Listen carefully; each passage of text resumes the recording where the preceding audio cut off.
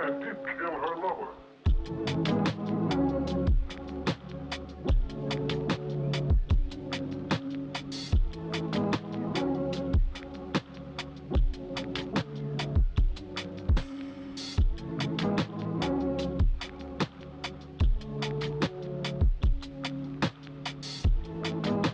Hey guys, we're gonna get started here in a second.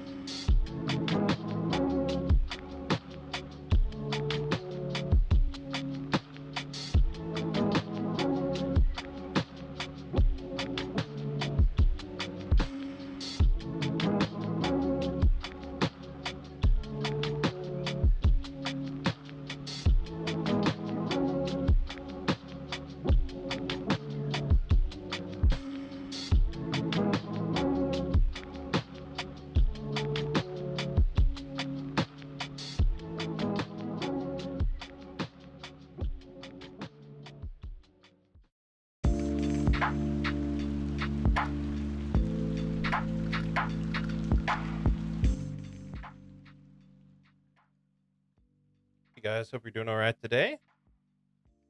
Today we're gonna be talking about some more larger incidents and what to do if you're at an event that happens.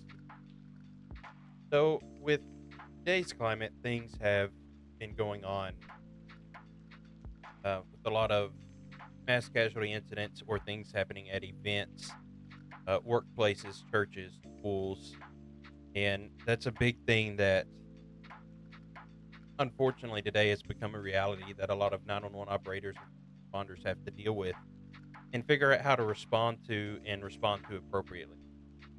So today we're going to kind of run through if you're in the civilian spot, if you're in the normal person spot, somewhere where something takes place. So generally with schools, churches, um, places of employment, things like that, a lot of times those places will actually have plans in place for what happens.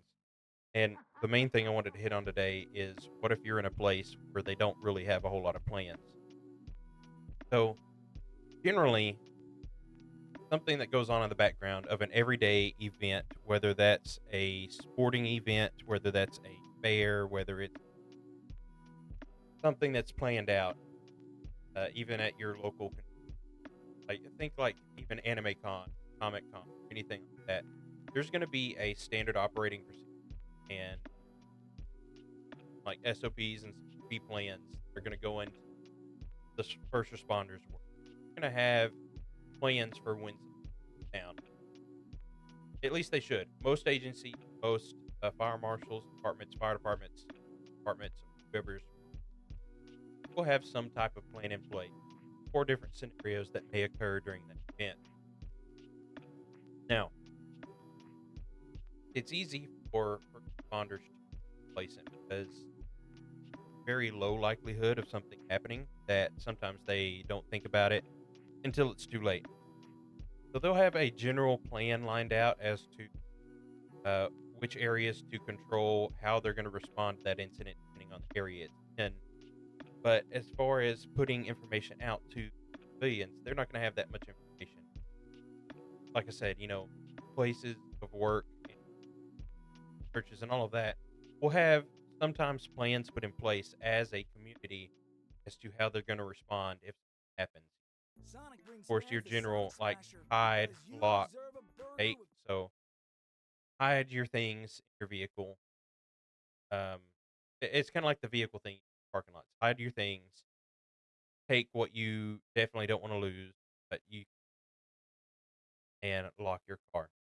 So in a school or church or something, generally what that's going to be active situation, there'll be some kind of code signal put out so that during they'll turn out the lights, they'll hide, they'll lock the doors, and worst case scenario, they'll be ready to fight with what they have, right? So in an open air event, things that changes a lot of things. An open air event, you're not going to have uh, generally you're not going to have rooms that you go in and turn off the lights and lock the door. Open air events can be much more complicated to deal with. Now, things to remember just in your everyday lives: or practice situational awareness. So, in a basic terms, what that means is as you're going about your day, don't get too focused on what you're doing. Keep an eye on your surroundings, approaching you, what's going on around you. You hear something, you know, have your attention to where you can see what's going on while also trying to come up with your next move. So, I mean, that can be as simple as going to the store and you're putting groceries in your vehicle. See someone, I don't, they don't even have to be shady. You see anyone approaching you like 50, 100 feet away, and you see they're locked in on you and they're walking your direction. You need to be prepared and understand that they're heading towards you. They've already locked in on you, and you need to start running scenarios. Okay, does this person have any ill intent? Are they just wanting to chat? Are they trying to sell something? Are they wanting to um, cause harm or do anything to me? That's things you need to think about in your everyday life. Is just paying attention to your surroundings and know what's happening. One of the worst case scenarios is have someone that's off guard. Being caught off guard is one of the dangerous things. So first and foremost, always practice situational awareness around you. And now, when you go to these events, you also want to be prepared that not everybody in this world is a nice person. Not everything is always going to go to plan. So that's the case if it's a person committing a crime and causing these things to happen. It's also the case for if you're at an event or some kind of location and perhaps the weather doesn't go as you planned. Always be prepared for that scenario. Know that if there's a severe thunderstorm rolling in, know how you're going to get back to your vehicle and how you're going to get to a safe spot, whether that's home or another solid building in the area. So that's things you want to. Unfortunately, you have to think about when you go out. That's what I mean by situational awareness and being prepared for different scenarios. There's an organization online. It's kind of funny. People make fun of it and make light of it. It's an organization called ZERT, and it's like the Zombie Emergency Response Team. So what they do is promote being ready for any scenario, up to and including a zombie apocalypse. Of course, they don't believe that's actually going to happen or that's a reality that we have to look forward to within the next week. But they call it that to really sink into people's minds and have fun with it in the fact that you need to be ready for any likely scenario, whether that's uh, like a natural disaster or weather or someone trying to cause you and other people harm. Need to be prepared for those scenarios, and you need to know what you need to have with you and what you take. I always suggest having some type of first aid care with you at all times, whether that's in your vehicle, on your everyday carry, um, things that will help you out in a terrible situation. And it doesn't even have to be terrible. Keeping a first aid kit on you includes band aids, bandages, dressings, things like that that can be carried on your person, right? Let's say you're taking your kids to the soccer game. Your kid falls down and gets a scraped knee. Awesome. You already have a band-aid there with you. So little plans can lead into big plans. So rolling into bigger incident way that we would respond to those. Like I said, every agency is going to have a plan as to how they're going to respond to different. For instance, my agency or my area just got done with their county fair last week, and before the fair comes in, they have an emergency response meeting between responders or like the higher ups or man staff of the different departments. And what they'll do, they'll draw out a plan. They know what area it's going to be in. They know it's going to be at the fairgrounds. So they have a map of the fairgrounds. They plot out where they're going to have the command post, where they're going to have different officers or firefighters or personnel stationed, and what's kind of a timeline of what's going to be going on each and every day. They also formulate plans on likely scenarios and, you know, plan for the worst, hope for the best type of thing. So they plan for some of the worst case scenarios. They plan for some of the smaller scenarios, and kind of line out how you should respond to that. For instance, at the county fair, a lot of children go missing. And I don't mean missing as in, oh, they're missing and never found again. I mean, a missing person could be missing in minutes. That still constitutes an emergency, especially if you're a parent and you've lost your kid and you always keep an eye on your kid. They got away from you somehow and you're missing them for 10 minutes. That's still a major emergency. And rightly so. You want to know where your kid is. So when somebody's approached by that parent or mother or guardian and they say, "Hey, my kid is missing," they have a plan as to, okay, I need to get initial description where they were last seen, all of that. I'm going to direct the guardian over to the command post to wait, and I'm going to put over the radio their description, where they were last seen, what name they respond to, what age they are, um, identifying details and things to help you find that child. 9 times out of 10, the child's located less than 30 minutes, right? So even though that doesn't seem like a big deal in the grand scheme of things, even things like that are planned for and should be planned. The bigger incidents when it comes to fairs and open air events or large events is when something goes horribly wrong. So the major natural disaster, person coming in with intent to do harm, y'all know what I'm talking about here. Things like that throw a hitch into your plans because you hear shots pop off in the fairground, officer, you're going to run towards those shots.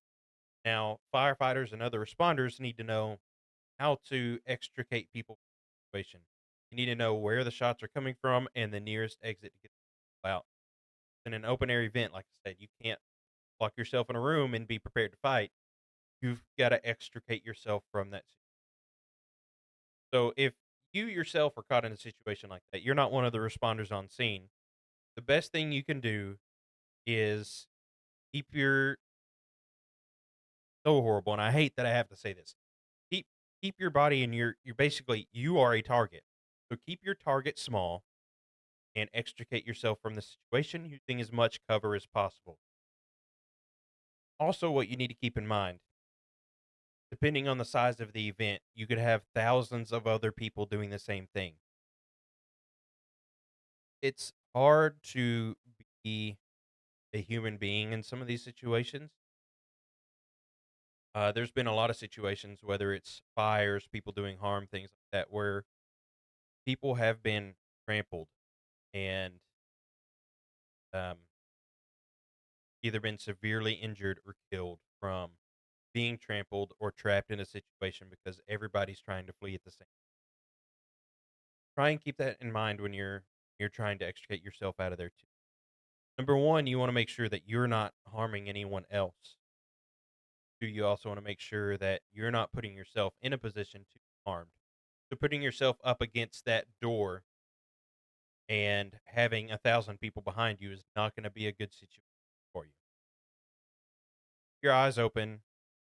The biggest one of the things that from a 911 operator standpoint is if you happen to call 911, also understand that there's probably hundreds of other people also calling 911 in a smaller center that can create issues. That can create a backlog. So you may have to wait a second before they actually answer. Don't stand in one place and make that 911 call. You can do it as you're moving. We will be forever grateful to you if you give us a good description of what is going on or a description of the person that's causing it and what direction they're going. That's brilliant. That's great. We love it. However, don't put yourself in harm to get that information. That's something even on regular calls. We'll ask people, okay, did you happen to see what the vehicle looked like? And in their minds, they're like, well, I'm not going to go out and look at it. I'm not going to go and get in the, that's not what we're asking. We're not asking you to go out and look. We're asking you happen to did your brain take a mental image of, oh, that was, yeah, it was a red Chevy truck. Or if you don't know, just tell, oh, that's fine. That's fine. We just ask questions if you do know. More information you have is the better, but realistically, not everybody's going to have every single. Just not how the world works, and we understand.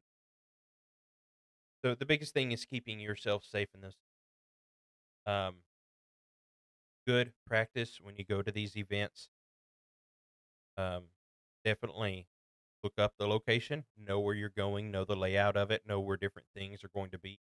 It's different posts for police, fire, or anything like that. So if you have something go down, you can reach someone quickly and then extricate. And it's something that a lot of people don't think about, but it'll if something were to ever go wrong, that information is infinitely valuable to have because you're gonna know how everything is set out. You know that you're gonna have to go that way to get out of here. So it's something to think about and always paying attention to weather. I know some people fly by the seat of their pants and that's fine and dandy and whatnot, but it have some kind of awareness that I know I'm going here. I should probably go ahead and check the weather or check. And it's a struggle when you get thousands of people together in one place. It can become hectic. So always know your exits, know what's going down. Make that 911 call. Just be aware that they're going to be a little busy, I would say. Uh, If you ever talk to a dispatcher or you're at a dispatch center and you say something, don't say the Q word. Don't say the B word. Q word is quiet. B word is busy. Don't say those things. Okay. We'll have a dispatcher strangle you faster. So what we're going to do now is I'm going to go ahead and move on to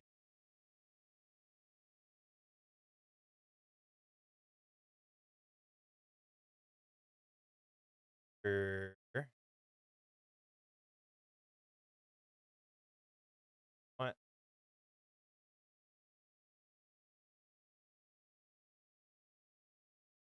I'm going to pull up a screen here. I'm going to pull up a image edit program so that we can lay out a scenario for an event. And oh, hey Storm, thanks for the follow, man. Appreciate it. How you doing today? If you have any questions, here to ask them. I love engagement. Okay, but I'm going to pull up an imaging or image editing program that we're going to take a look at, and we're going to pop up. It may not pop up. We're going to pull it up, and we're going to lay out an event area. That way, we can take a look at what some of these events would look like and how we would.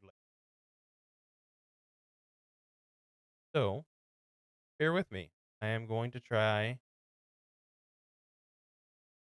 get this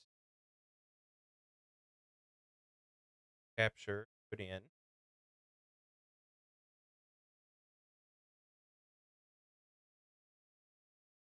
Go there.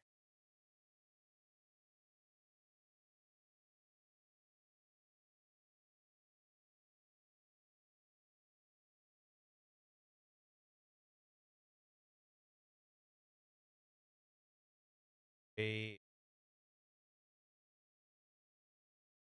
not to where I can pull it.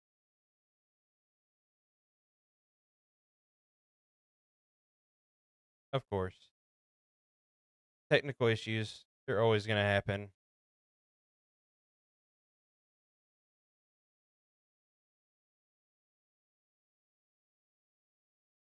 You know what? See what? I'm gonna do it this way. Go to the and we're gonna size this. So I'm gonna go into my application here. I'll keep that go. We're gonna do is we're gonna take this red.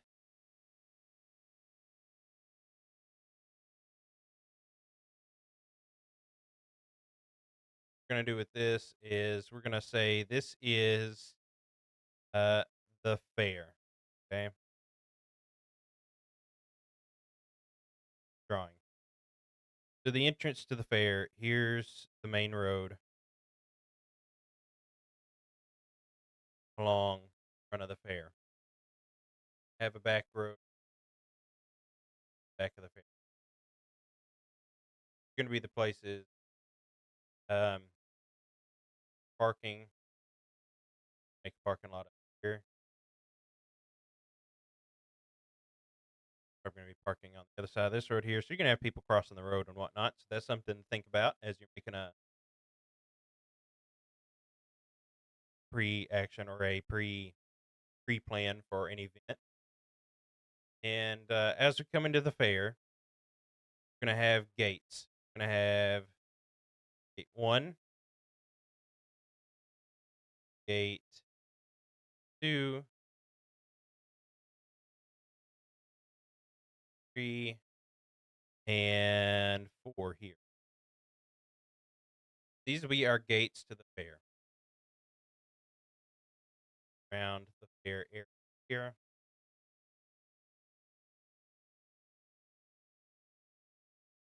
And so, one thing that they'll also do on pre plans is they will mark out known landmarks. This is so you can find your way. For instance, here we're going to put livestock show.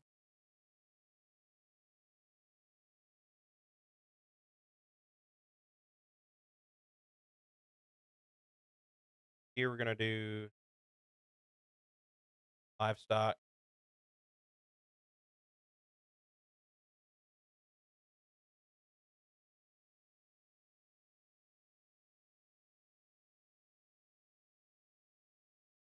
This is going to be the livestock pavilion where all your ag kids and such are going to be um, showing their animals and everything. And then down here at the front, we're going to put another one. We're going to put main hall here. Probably.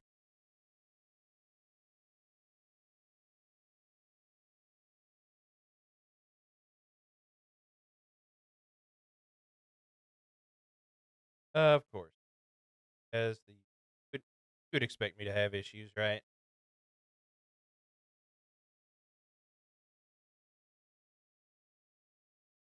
So then here we're going to have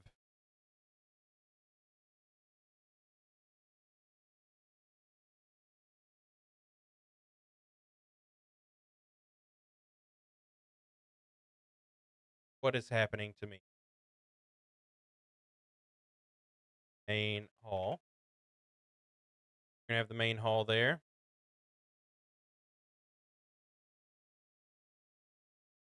And our next known point is going to be something that we ourselves set up at the location. So you've got some main areas here. This is going to have some interior space with different rooms and things that you can use. The livestock is going to be on the same side here. So what we're going to do, we're going to put our command post back here in the corner, right near gate 3 there, near an exit, near a post.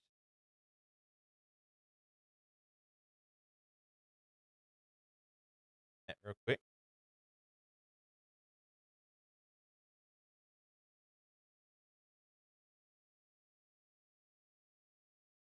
And make we are. So that's going to be our command post. Another thing that you might want to do whenever you're making a plan for one of the events is making sure to pick good recognizable landmarks. For instance, this is a fair. So we're gonna know that here, draw.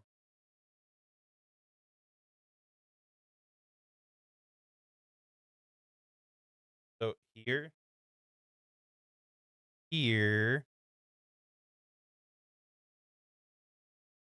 great, is it not?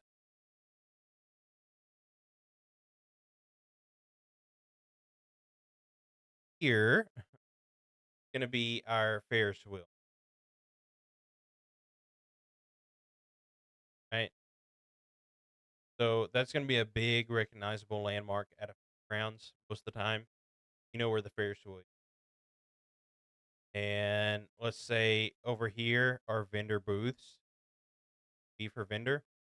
And all amongst you, you're going to have different vendors. You're going to have rides and different landmarks that people will know. So you know what stuff is usually there every year, 4 hours anyway. You know what's going to be there every year, and we know kind of how it's going down. what rides are where, and generally it'll open up to the first responders a few hours earlier than what it will for the general public. So what a lot of them will do is take a walk through the fairgrounds, and if anything has changed for that year, they'll mark it down. They'll make a mental note of it of this is over here, this is over here. Our food booths are lined up here, and we have some more way. And this is the hot dog. This is the funnel cake, and for the games. So you have different areas that you'll have that are recognized. So what we're gonna do is also we're gonna bring a red here. I don't want to make it too dark, so we're gonna say it's a stormy day today, and they have a lightning strike. So we'll make it extreme in that, right? So it's a stormy day. There's still a ton of people at the fair. You have some of your responders here at the command post stationed at the gates and in different areas, just kind of walking around, enjoying themselves as they. And let's say we have some lightning strike the Ferris wheel, and so the Ferris wheel is stopped. You have one car, uh, or the wheels at the bottom have caught fire.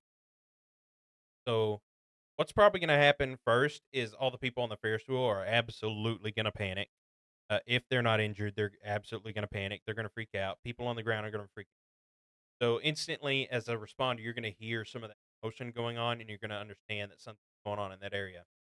So probably what you're going to have is you're going to have some first responders coming in from our food vendors this way, and from the main hall will probably be the first ones to get there. And what they're going to do is a scene size up, just like any regular call. They're going to size up the scene, see what's going on. So whoever gets there first is going to go ahead and do the size up. They'll all units be advised, lightning has struck the Ferris wheel. We're going to have a tire on the bottom drive of the Ferris wheel that's on fire currently. You know, hey, whatever unit number, we'll use 5M fake unit numbers. Foxtrot 3, bring over a fire extinguisher over to this. So that's going to be their main priority, because if that turns into something bigger, that is going to cause even more issues. So they're going to go ahead and put out that fire there at the bottom wheel, make sure that's good. Next thing they're going to do is work on extricating all of those people off of the Ferris wheel. Is the ride still functional at all? Can you manually drive it? Are we going to have to bring the ladder truck over? Things that you're going to have to worry about. Also, as this is going on, you're going to want to extricate everybody that's freaking out, because they don't help situation. You have somebody freaking out, it does nothing to help the situation. It makes so I would imagine, being in this area, you're going to have your first responders directing people to exit at gate 1 and exit at gate 2.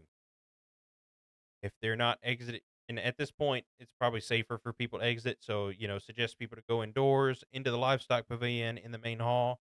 There's a lightning storm coming in. We've already had an incident. So go ahead and get yourself to some kind of shelter. This command post here is going to be sending out main radio broadcast to your main dispatch center, letting them know what's going on at this. Or your main dispatch may be a remote dispatch to where they are um, in the command post already making call sheet, or they may be monitoring everything from your main dispatch center. So what'll happen after that is you're going to coordinate what unit. So whoever has taken command on this scene is now going to let you know what equipment. Make this a little easier. Let's say that the Ferris wheel is still drivable manually. What I mean by that is sometimes you can unlock different rides and things, be able to pull on it and pull it down without actually having to run the motor and cause more issues. So there's much more that goes into this, obviously, but let's say they determine it is manually drivable. There's no charge left in the metal. The lightning grounded itself through that tire. That's why the tire caught on fire. No one on the Ferris wheel is injured. Okay, we're going to assume that. Okay, and what we're going to do at that point is we're probably going to have a few people manually spinning that Ferris wheel and unloading each cart. As you unload each cart, what you're going to do is more than likely you're going to have a triage set up in the command post.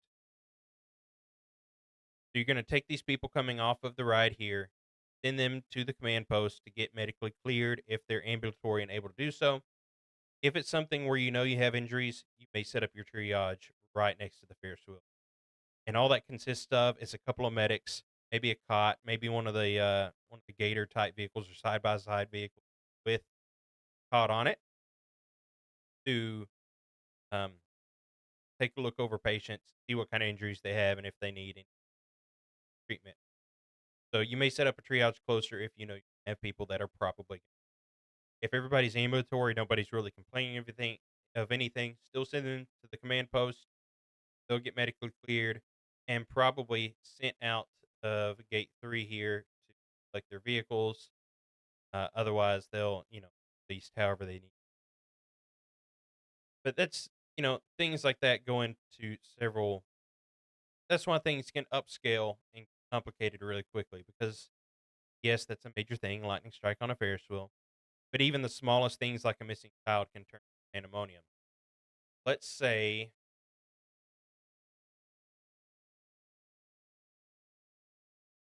that, but nice white background.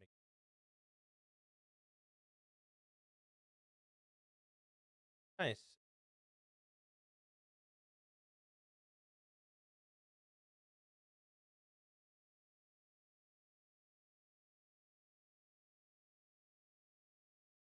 Let's say you do have a missing right? Child goes missing. Let's make ourselves a box. So you've got rides over here with the Ferris wheel here. No, my drawings are got a building here, and this.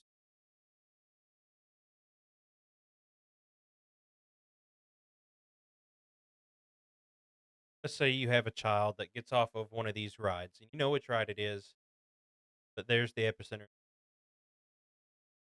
And mom is probably going to go find the first, responder person that they can find, whoever the guardian is, find the first person they can see that's a responder. They're going to tell them about it. So what they're going to do is they're going to get a full description of the child, what they were wearing, what ride they last got off of, how old are they, what name do they respond to. After they collect that information, they're going to send the mom down here to the command post to wait. Where this can get complicated, even for a simple task like this, is guardian sometimes is going to start absolutely freaking out that they can't find their child. They start screaming, people around them get confused. They start screaming, people start running all over, and it becomes pandemonium. Now you got to figure out what's going on. What also can exacerbate that situation is everybody starts screaming. The child that's missing and is probably somewhere in the area still is going to become even more scared and agitated because there's a whole bunch of screaming going. You want to try and contain this as much as possible, but in that situation, you're going to send mom to the command post so that way she's sitting in one place. She's not running around screaming, freaking out other people, crying, whatever the case is. You don't want them causing more. You're going to send them over the command post, say, hey, we're going to let all of the other responders here know. We'll get a search going. So if all this happens within a fair amount of time, get it fair amount of time, you're gonna try and contain it as much as possible. So that firefighter or responder that took the initial report is gonna put out all that information on the radio, tell exactly where they went missing. Once they tell them exactly where they went missing, generally you're gonna have different stations. So you're gonna have responders calling out, "Hey, I'm at this station. I'm gonna start headed." You're gonna have this one over here. Hey, I'm by the Ferris wheel right now. I'm gonna start headed, diagonally up that way. Hey, I'm at gate 2. I'm gonna start headed this way. So you're gonna have responders kind of weaving through the crowd, looking for the description of this individual or child, whoever they are, and try and find them. They're going to be coming in from all different directions, weaving in and out of the crowd.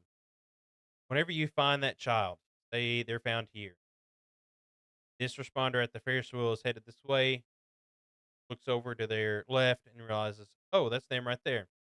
Go up with the child, make sure they're comfortable, make sure they're not injured, make sure they're not with someone that they're not supposed to be, and they're gonna immediately gonna call, "Hey, I have the child. I'm gonna be bringing them back to the command post." So they're gonna take the child directly back to the command post. That way, the guardian knows that they're safe, and they'll bring them back. And usually, there's gonna still be first responders at the command post that can let the mom know, "Hey, they're radioing in. They were able to find your kid. They're safe. They weren't doing crazy." And so they can let them know that everything's fine. We're good.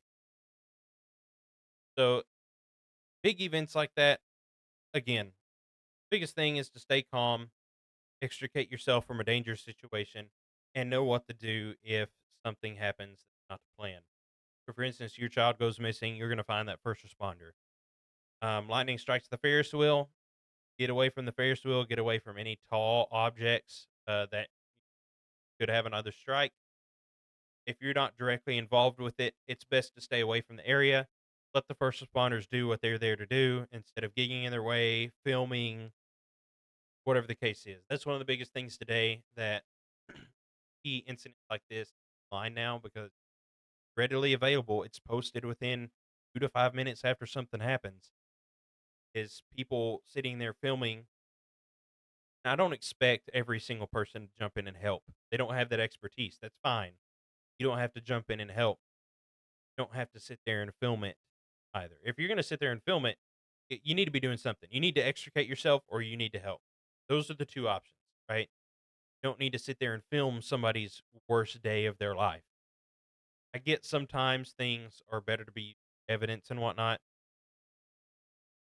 There is a case to be made for that, but every video you see online is going to be of them filming and then making some crazy comments about it or laughing or something horrible, right? Instead of, hey, this is the guy right here. It's one in the red shirt. Now I'm going to extricate myself with the situation and leave. Because if you have good video of it, I mean, like I said, I know there's a case to be made for that, for videoing or taking a picture. Um, but once you have that, leave. Don't stick around and video the whole thing. What happens if that person that's causing harm, if that's what you're videoing, what happens when that person turns on you, sees that you're filming, they wanted to try and get away from with it, and now you're filming. So now you're becoming a direct target of this, right? So, be smart, self safe, pay attention to your surroundings. I'm gonna take a quick break and go get a drink. You guys chill. I'm gonna leave you some music and I'll be right back, okay? Two hand smashed Angus beef patties, always made to order, served hot off the grill. Just like you deserve a veteran QB who's willing to mentor the rookie. A generational receiver who promises to never get traded, injured, or retire early. And a coach who respects your armchair play calling. Every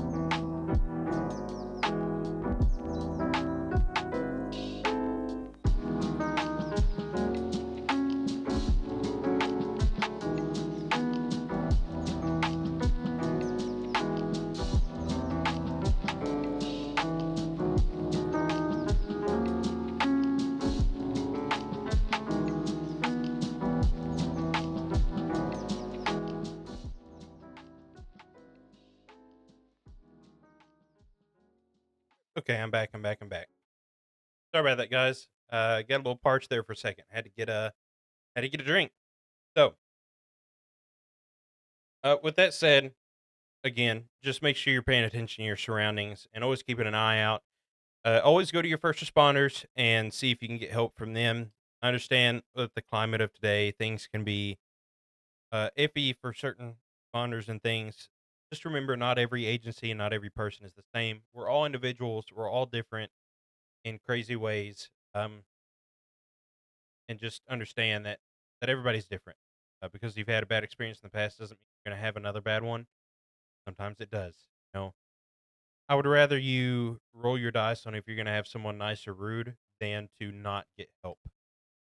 So just keep in mind that there's different things that go into it, but generally at events like this, you're going to have some pretty cool level-headed people because a lot of times when you get assigned to these, you're looking for people that have set themselves apart from the. So keep in mind to pay attention to your surroundings, know your plans before you go to these places, know what these places look like before you go. Stay safe out there. As we move forward, we're about done with this episode, but I just kind of wanted to give you guys a little heads up as to what we're doing here in the future. So here I have a whole list of ideas. I'm going to start doing some short form videos of the most Googled questions about 911 and first responders and try and answer some of those questions for y'all in some short form videos that I'm going to put on some of my main social media like YouTube, Instagram, possibly some of my Discord, things like that. Just to kind of give you an idea as to how some of these things go. So, for instance, some of the ideas I have, just as a sneak peek, there's one when to use text to 911 and when not to. Uh, third party caller talking to someone that's reporting an incident that's away from where they are. What we do during a high speed pursuit. And let's see, what's another good one? Dispatcher's worst superstitions. So that's one I'm planning on doing probably as we get into our next podcast week. That'll be more of a podcast topic. And we're gonna have a special episode at the beginning of this next month. Um, since it is spooky season now, pretty much. I mean, we're there. We're pretty much there. The next week is going to be a special spooky episode of Dialing Up the Details. We're going to be talking about what superstitions dispatchers and first responders have, as well as paranormal experiences that myself and others have had before. And I'm hoping to have a guest on next week, probably Emily again, and possibly even one of my officers has said that they want to be a part of it. So we're going to discuss spooky experiences and paranormal things that have happened while on the job, even back when I was on the ambulance in the ambulance service. I've definitely had some weird things happen that I just being honest, I can't explain. So we're going to talk about those and have a special episode next week. I look forward to getting some of these videos out to y'all. As always, if you have any questions, you have anything you want to know about 911 or emergency services, feel free to ask. Throw it in the comments. Throw it onto my Discord. As a matter of fact, let's go ahead. I'm going to throw my link to the Discord in the comments here if you need it.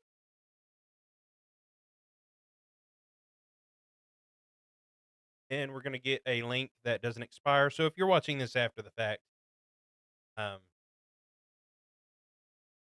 then click the link to this Discord and be directed to my Discord. So that way you can see new episodes, see new topics. I also have a suggestions section in there.